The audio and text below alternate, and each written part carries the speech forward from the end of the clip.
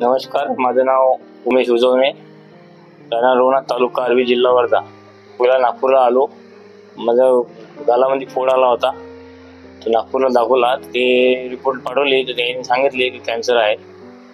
नंतर मी प्रवीण घंटावार डॉक्टर साहेब यांच्याकडे आलो नागपूरला. त्यांनी ट्रीटमेंट केली.